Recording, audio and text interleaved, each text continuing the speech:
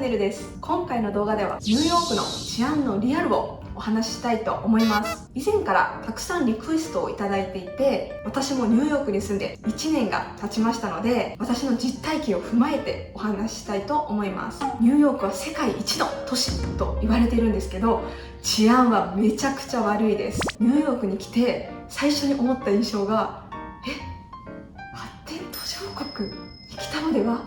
と感じるほどです。まだ疑っているそこのあなた、最後まで見てニューヨークのリアルを目の当たりにしてください。では3つの実体験をもとに危険度が低いものからお話ししますので、最後までご覧ください。まず1つ目、これはニューヨークに来て2週間での出来事なんですけど、銃ですね。ガンです。ご存知の通りアメリカは銃社会なんですね。で、私は小学校3年間だけ中国に住んでいたことはあるんですけど、あとはねずっと日本に住んでたので、ニューヨークに来るってなって最初はねウキウキしてたんですよ。だがしかし来て2週間でなんと私の家の同じ通りで2件銃撃事件が起きたんです。銃撃事件は1件は強盗事件で、撃たれた方は亡くなられてないみたいなんですけど、もう1件はね亡くなられてしまったみたいです。で、私が住んでいる場所はニューヨークマンハッタンのアッパーウエストというところで、セントラルパークのね左側です。で、下に行くと中心地で、上に上がるとコロンビア大学もある、比較的落ち着いた住宅街で安全な地域なのにですよ、皆さん次家の外に出た時に見渡してみてください。その通りで2週間で2件も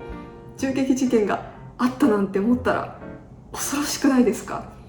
なんで発砲事件があったということが知ったかというと、このシティズンっていうアプリがあるんですけど、これはニューヨークのいろいろなね事件がタイムリーにね載っているんです。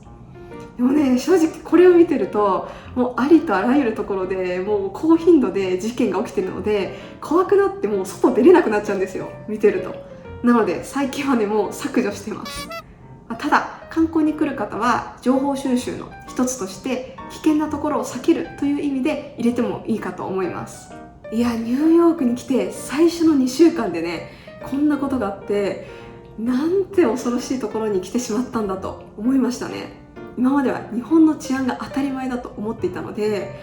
日本ってなんて世界的に見て安全な国なんだと実感しました。幸運にも今のところは私も私の周りの人も銃撃事件には巻き込まれていないので、一番ね危険度が低いということでお話ししました。2つ目は地下鉄です。ニューヨークの地下鉄、治安がね悪いって言われますよね。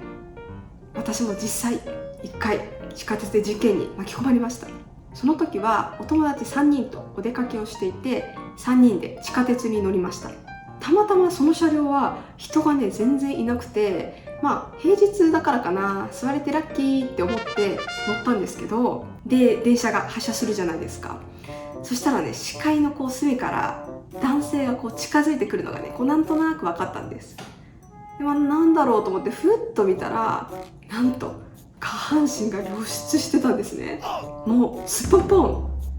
みんなでキャーってなってもう隅の隅に逃げたんですね。で、日本と違って隣の車両に行けなかったんですよ。なんかロックされてて、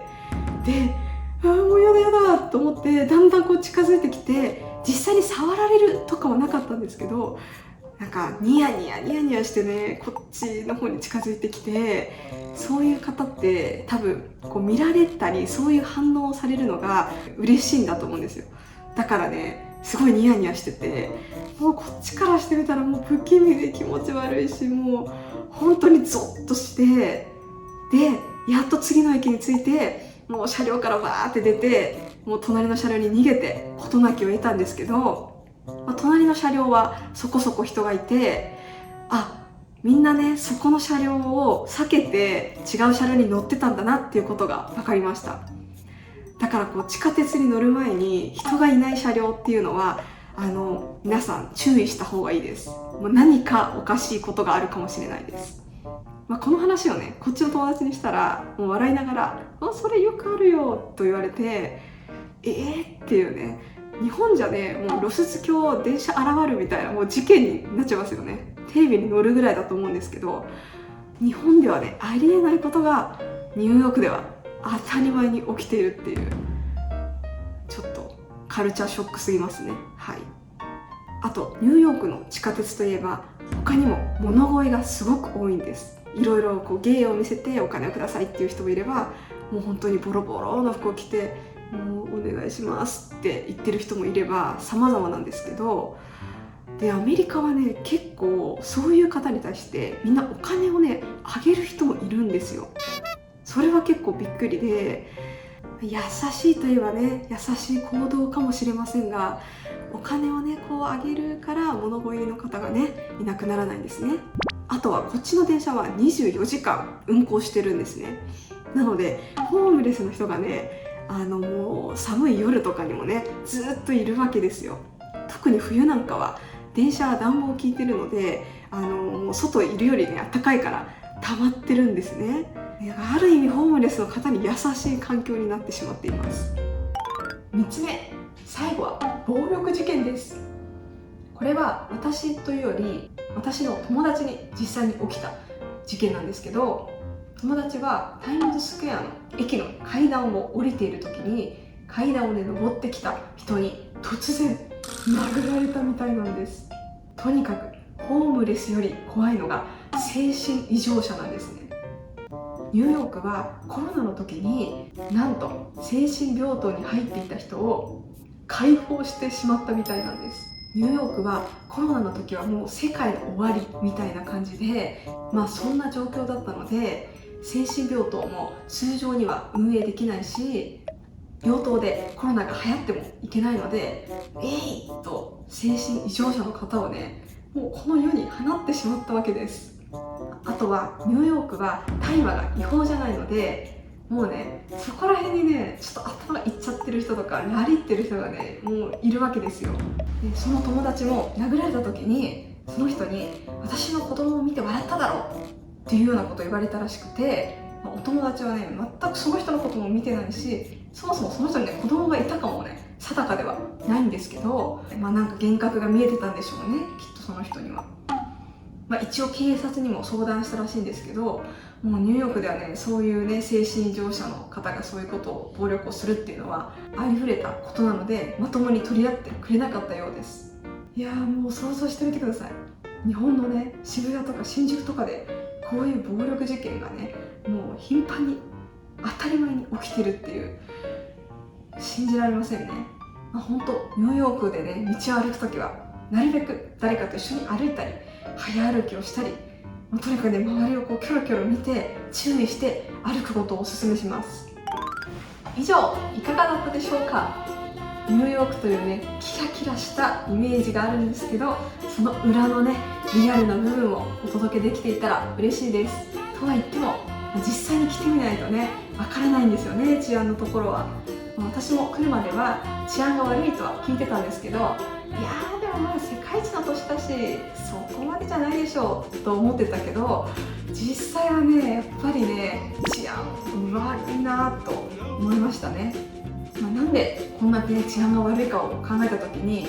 銃社会っていうのはあるんですけど、もう一つはね移民が多いことだと思います。アメリカは人種のるつぼと呼ばれていて、移民を受け入れることで経済成長をねしてきた部分があると思うんです。経済成長を実現した一方で治安がね悪いんですよね。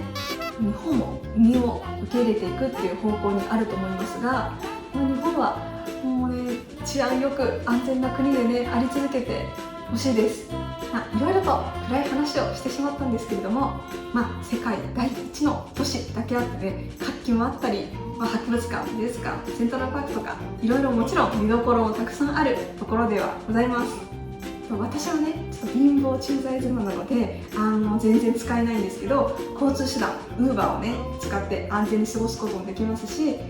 あまり危険な場所を通らないとか、ちゃんとね注意して生活をしていれば大丈夫ですので、これからニューヨークに観光とかでね来る方は、ちょっとこの動画のことを頭に入れつつでも気をつけていれば大丈夫なので、楽しんで来ていただければと思います。私も気をつけながら日々楽しく生きております。ということで皆さん、今日も動画を見てくれてありがとうございます。また次の動画でお会いしましょう。バイバーイ。